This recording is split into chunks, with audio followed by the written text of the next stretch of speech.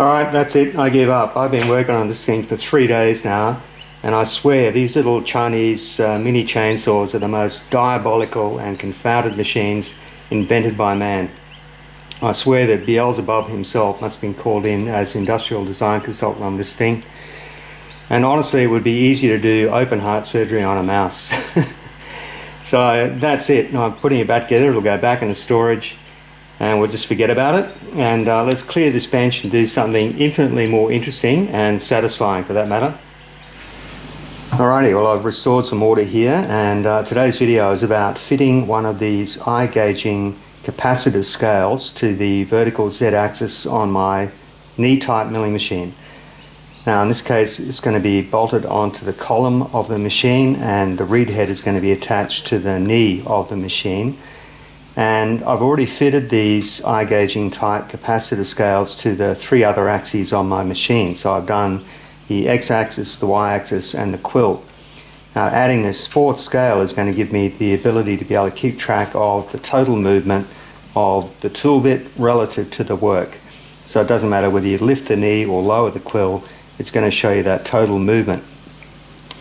Now I bought this scale from a company here in Australia called Timbercon, and unfortunately when I went to buy it they were out of stock of the smaller length of scales, and the only one they had left was a 36-inch scale. Now as it turns out, it's not that much dearer to buy a 36-inch scale as opposed to say a 24-inch or a 12-inch, because this material, the actual length of the scale, is just a piece of aluminium extrusion, and this black section here is the thing that provides the pulses that the reed head reads.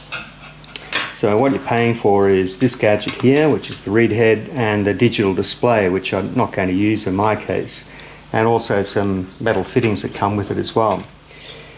So what I've done is I've cut this much off that scale to turn it into a 600mm scale, or a 2-foot scale, 24-inch. Now I can even make this shorter by removing this much on this end, and that's going to make it just the right length for the application that I'm wanting it for. Okay, what we're looking at here now is the side of the Bridgeport milling machine, but if you've got a Bridgeport clone or some other type of knee milling machine, you're going to have the same arrangement basically. Just remember before we go too far that this is just a rough casting that's been painted and filled, the same with the knee. Now there are no machine surfaces anywhere that we're going to be attaching the scale to. So it's likely that whatever we bolt down to this is going to be out of alignment from one end to the other, or out of alignment across this line here, which is the movement position, or the movement line between the column and the knee.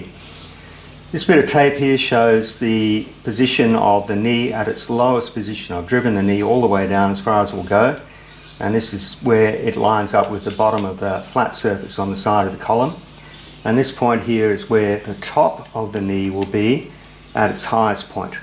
So our scale has to be somewhere within that distance between the 2 pieces of tape. Now in reality it doesn't need to be that full length. It only has to be long enough to go between this point at the top of the knee at its lowest position and this point where it's going to be at the top of its stroke. Now in reality you need more than that. You need the length of the reed head as well, plus the length of the whatever clamping arrangement you're going to use to go between the scale and the bolting point. So as it turns out, I can take off this much of the end of the scale here and still have everything fit. But if you're doing this from scratch, you really need to think this through. Nothing worse than cutting the scale too short and then limiting your travel, whatever axis you're working on. So just considering for a minute how we're going to bolt this to the side of the Bridgeport column, I don't want to use these pressed steel brackets, a number of reasons which we'll discuss later. So that leaves us with another option, which is to actually drill a hole or mill a slot in the end of this aluminium extrusion. So remember, that's all it is. It's just a chunk of aluminium strip. The bit that actually does the measuring in conjunction with the reed head is this black material here. Now it's just a thin aluminium strip that's been bonded down to that extrusion using some sort of contact cement or a double-sided tape. And what I did here, this is just a scrap piece that I had left over from another scale that I shortened.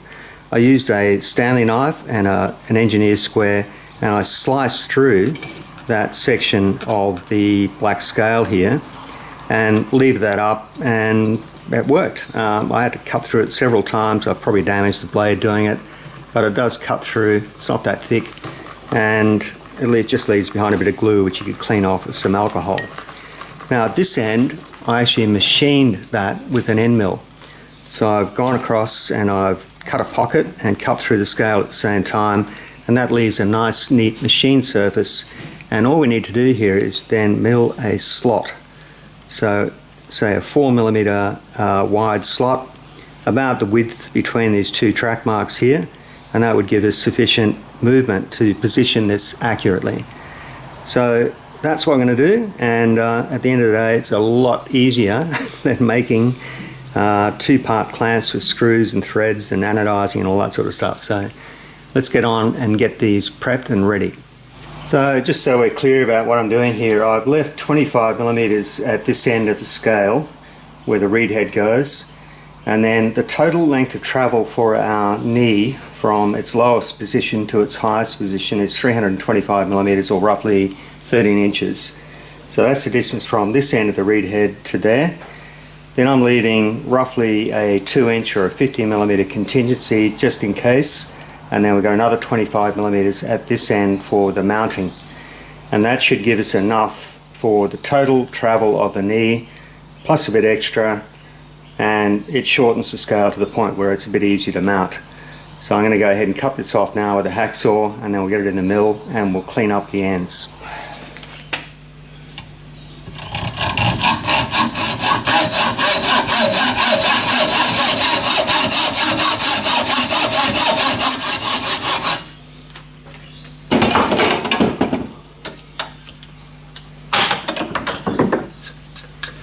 Well, that's ready to go in the bias now. I'll get these ends cleaned up, and it makes the whole thing stiffer and well, less to get damaged, I guess.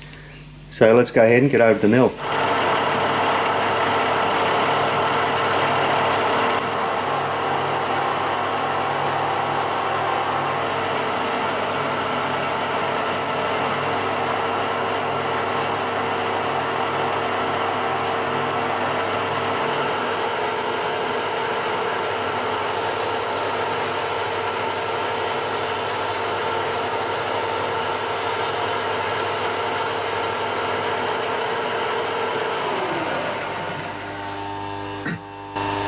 That cut was 0.6 of a millimetre deep, and you can see it's taken the top surface of that and exposed an insulating material that's in the rebate inside that aluminium extrusion there. So what comes off the top looks like copper and some sort of like a black probably plastic film on top of that. But we'll go deeper now and we'll take that insulating layer off as well.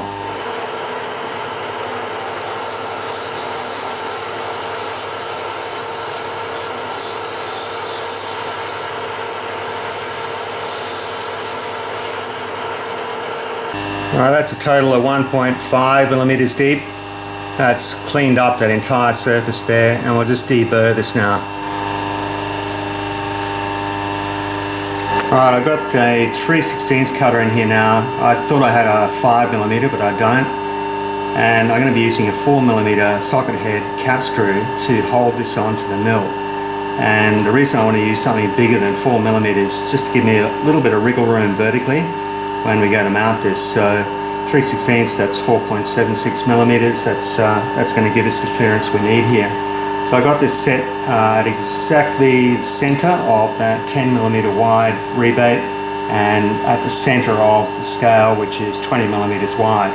So we're going to cut a pocket in there now, or a slot.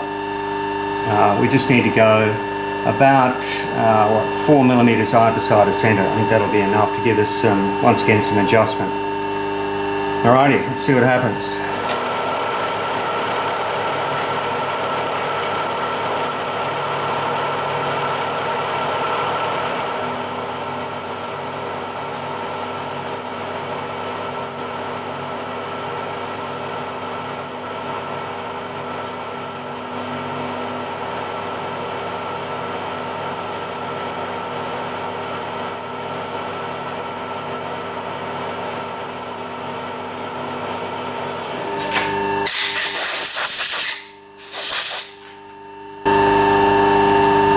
that's going to give us all the adjustment we need there.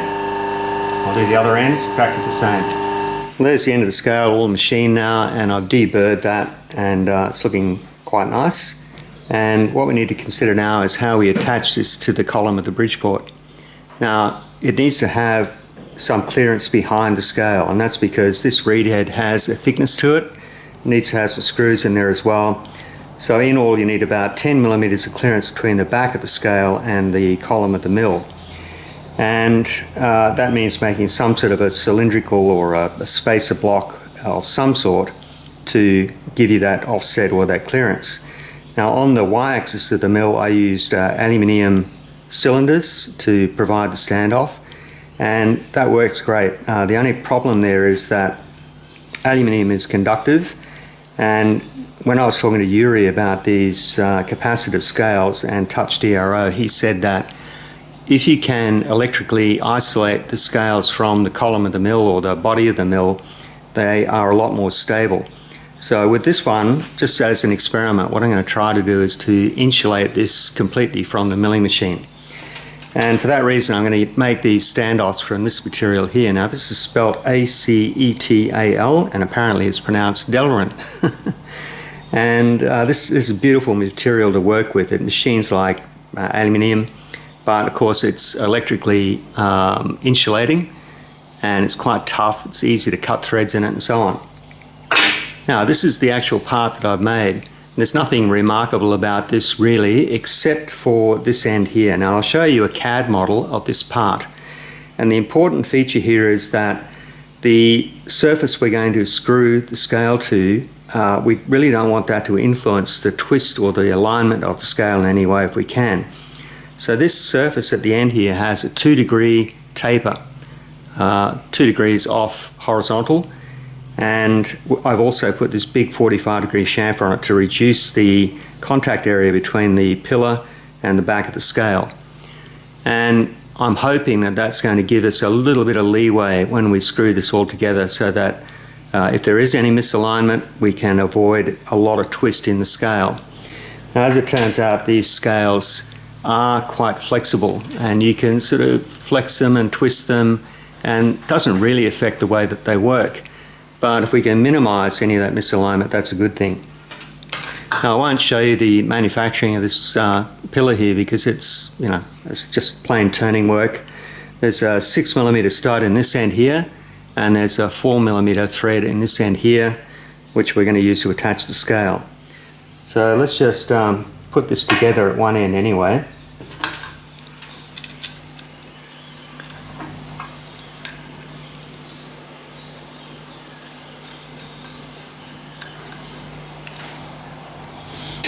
Okay, there's a steel washer on there just to provide some clamping pressure on the end of this scale here. Now remember, this slot is oversized. It's 3/16 of an inch wide. It's way long enough, and we've got a 4mm thread in there. So that's going to give us that little bit of adjustment when we put all this together finally.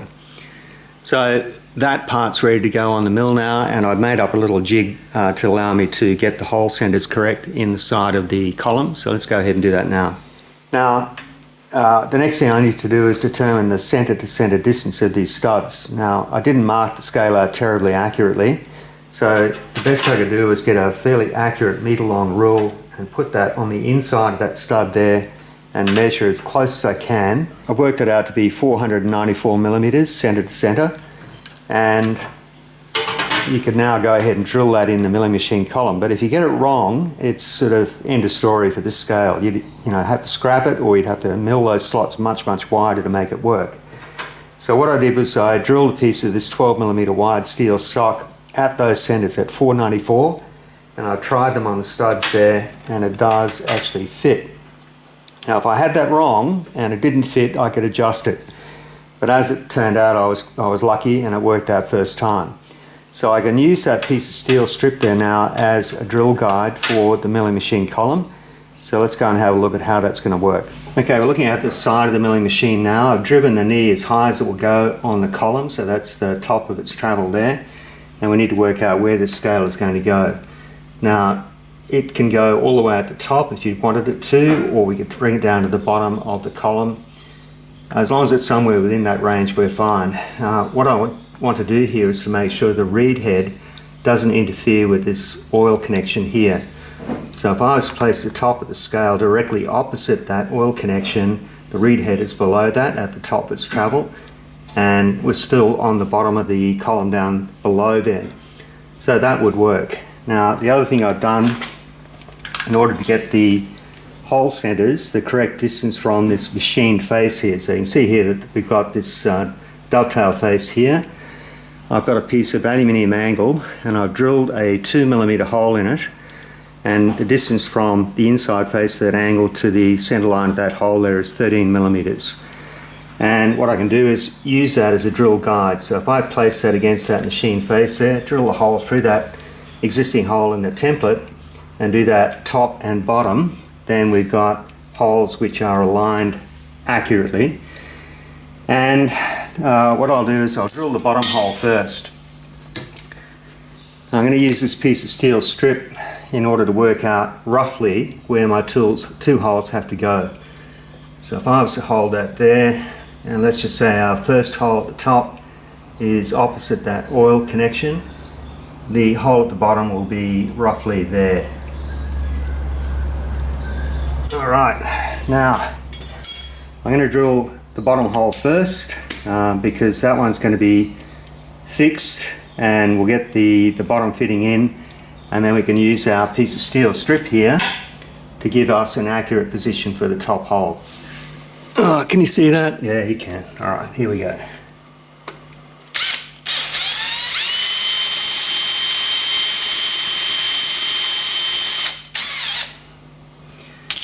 Alright, so that's our first hole centered there.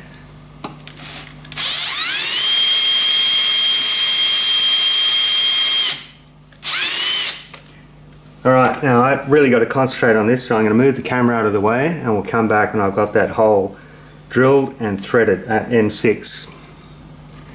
Sorry, but yeah, camera's getting in the way. Alright, there's our bottom hole drilled M6 and tapped M6, and this is the interesting bit. So what we're going to do is hold that drill template or mock-up of our hole centers into that hole.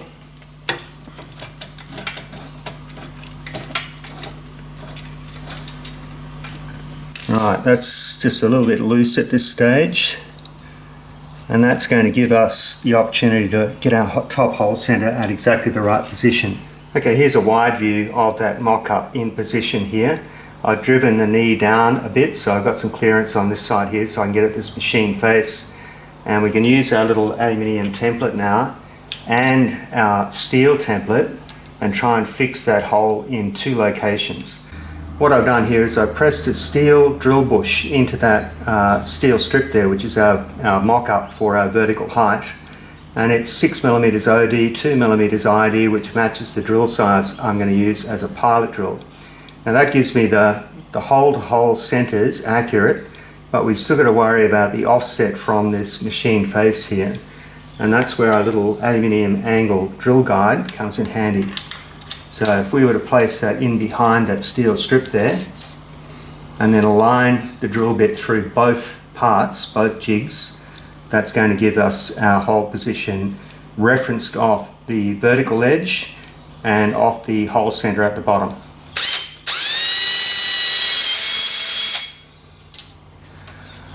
Well, there's our 2mm pilot drill in place now. And you see that the mark I made with the felt tip marker is nowhere near the right place, but we'll get that drilled out now to 5mm and then tap for M6. Well, there's all that fitting now, and I was hoping I could tell you that that was an unqualified success, but it was not. It's fair to say that, yeah, I was disappointed. So I screwed these spacers on tight. I went to fit the scale. I fitted the bottom screw first in the scale down here, came up and had a look at the top, and it was about 1.5 mm out. Now, I don't know why. I took everything off again and checked the hole centers in the cast iron, and they were perfect. But once the spacers went on, it was obviously canted one of these spacers, or maybe both, tilted away from each other, which gave me the difference in the hole centers. Now, I checked with straight edge, I couldn't find any error, but it's obviously there. And to fix it, what I did was I took those spaces off and I machined this back face here with about a 3-degree conical taper. And that means that when we screw them back on again, they're less likely to be influenced by the local flatness of that cast iron. The other thing I did was I left everything loose. So I put the spacers on but didn't tighten them up. Put the screws in here but didn't tighten anything. When I got everything fitted, I just snugged everything up sequentially until it all fitted. Now, I could have just lied about it and showed you that view there now and said, yeah, it all went well, but where's the lesson in that? The lesson is that sometimes you have to fit things. And in the old days, if you were a fitter and a turner, you made the parts on the lathe, that was the turning part, and then you had to actually make the parts fit. And that usually meant filing or fettling or reaming or adjustment in some way. But in general, parts don't always fit first time round and you need to do some adjustment.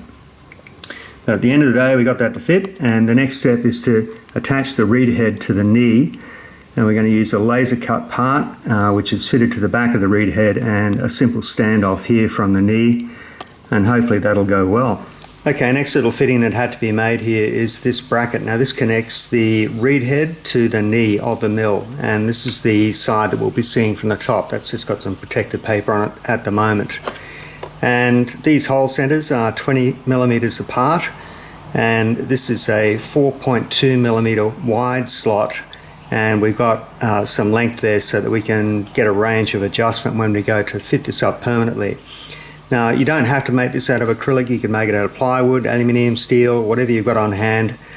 Acrylic is way strong enough for what I'll be doing here, and if I ever break it, I've got the file on the laser, I can just cut a new one. Problem solved. Anyway, let's go ahead now and get this fitted back in position and mark off where that hole goes.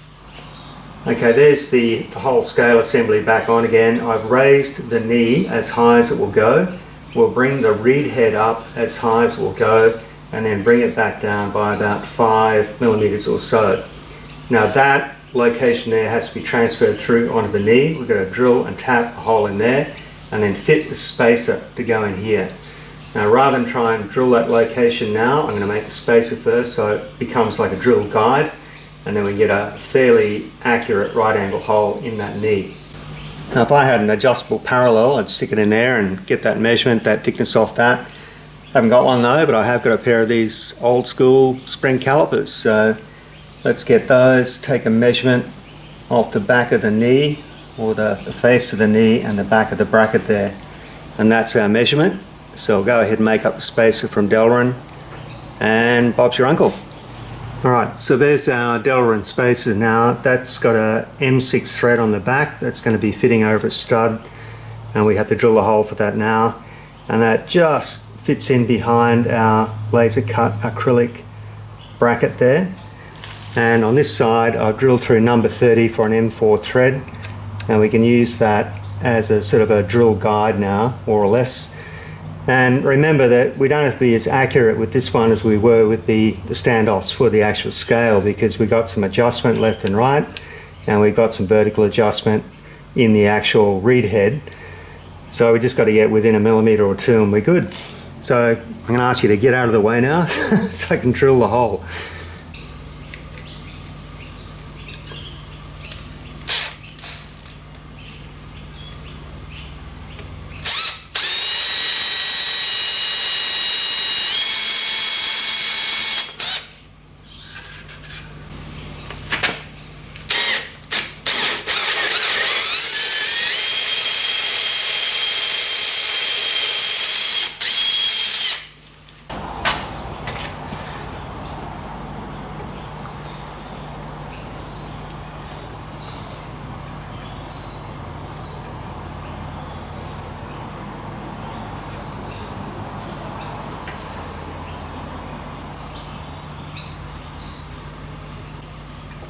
Way out.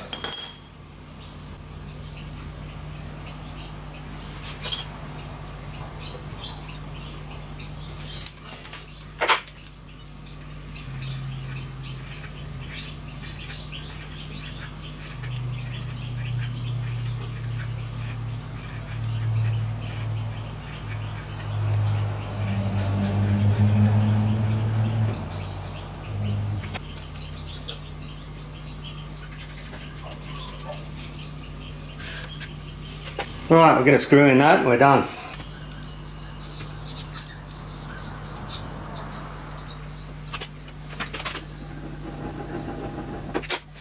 Alright, I think my work here is almost done. We just got to get everything aligned, plug it in, and see the numbers roll up and down. Okay, I just put a washer underneath that M4 screw there and I've tightened that down, and all we need to do now is get everything aligned. Now, this is the beauty of these iGaging capacitive scales. Unlike a glass scale where the reed head is basically suspended inside the enclosure and basically sitting, or has to be sitting in midair and not rubbing on anything, these are quite different, right? The reed head is actually captured around this aluminium extrusion here, and it sort of can't go anywhere really except in one direction, that's up and down in this case. So to do the setting, as long as that screw is tight, which it is, all we need to do now is loosen this one and just let that relax a bit. So it's essentially finding its own location, tighten that up again, and then we run the reed head down to the bottom and we do the same again, and basically that's it. So we're going to loosen the bottom screw. You can see it moved a bit there, but now we'll run the reed head down as low as it will go. It won't go all the way to the bottom, it'll go close. I wish I had a power feed.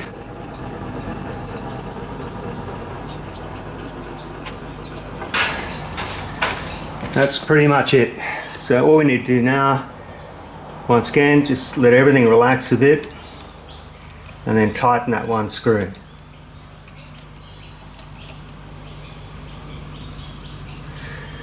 And we're done. Now, got to take the paper off this of course, but you get the idea. So I'll probably dismantle this and get the paper off, or I might just cut it. Who cares? No, I'll cut it. Alrighty, we'll do that. And then let's connect it up. Okay, let's get this hooked up now. So this is our one remaining plug from the new Z-axis we just installed.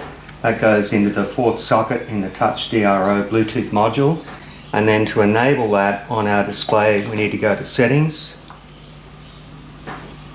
And if you scroll right down, you'll find the W-axis section. So if we enable the W-axis, and then we need to set the W-axis mode. Now default is angular, but you can say add to X readout, add to Y, add to Z. So let's add it to Z.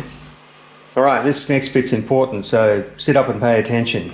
Now when you attach any new scale to TouchDRO, you need to actually assign a CPI value, or counts per inch.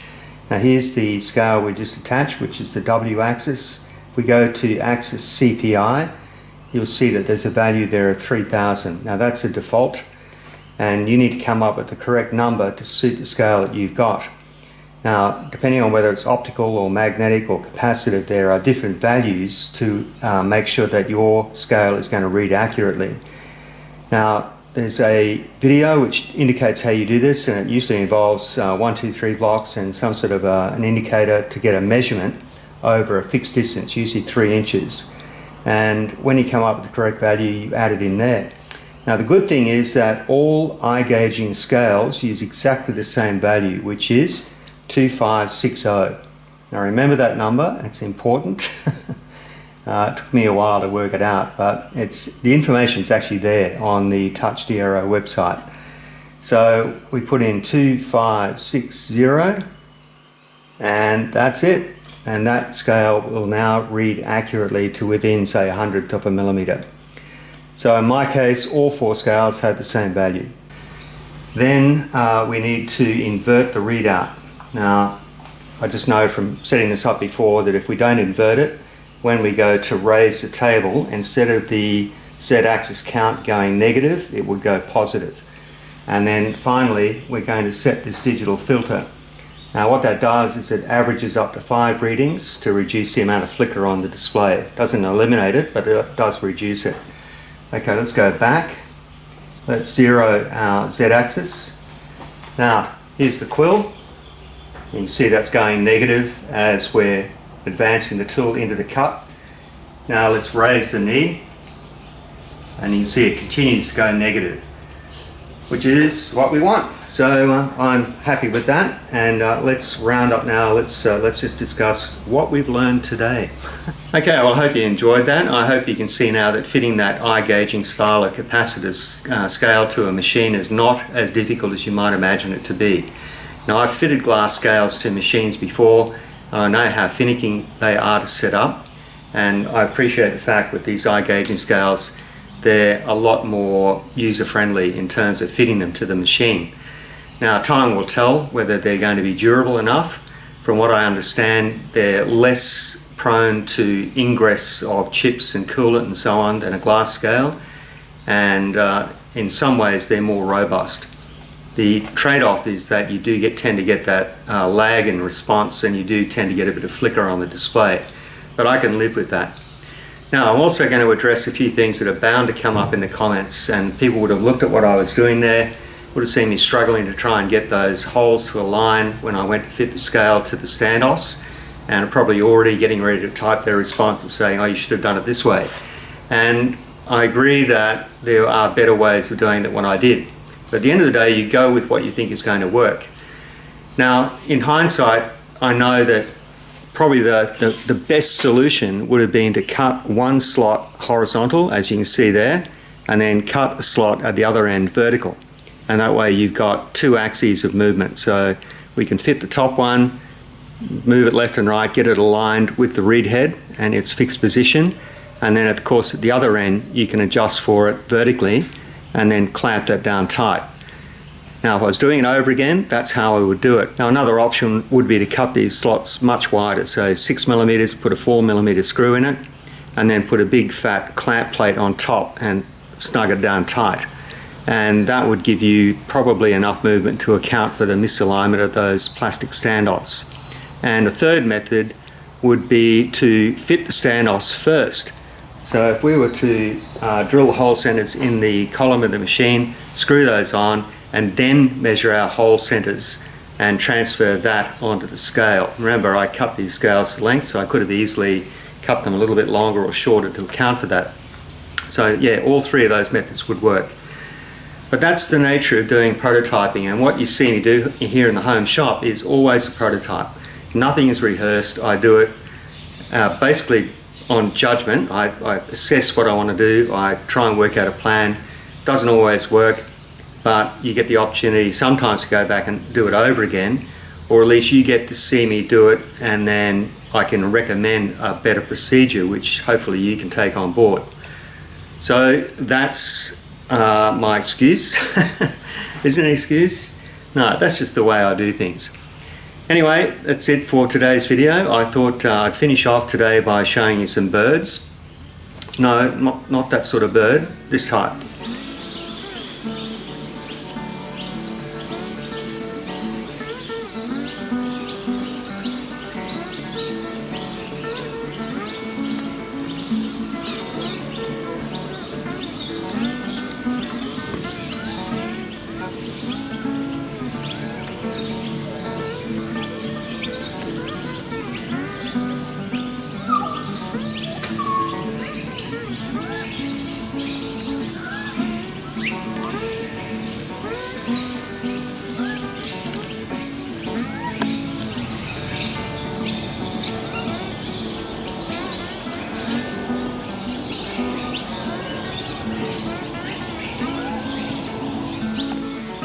Yeah, finally caught the culprit. Yeah, don't look at me like that.